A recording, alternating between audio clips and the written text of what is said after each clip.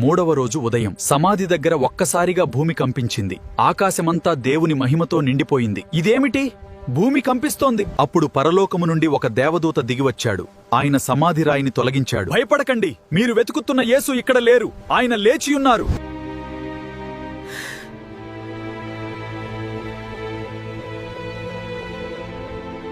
ప్రభువును ఎవరో తీసుకుపోయారు. ఆయన ఎక్కడున్నారో తెలియడం లేదు. సమాధిలో యేసయ్య లేరు. మరణం ఆయనను బంధించలేకపోయింది. చీకటిని జయిస్తూ మరణాన్ని ఓడిస్తూ యేసయ్య మహిమతో సమాధి నుండి బయటికి వచ్చారు. నేనే జీవమును, నన్ను నమ్మువాడు ఎన్నటికీ నశింపడు. సమాధి యేసును ఆపలేకపోయింది. మరణం ఆయనను జయించలేకపోయింది. రాజాధి రాజు తిరిగి లేచాడు.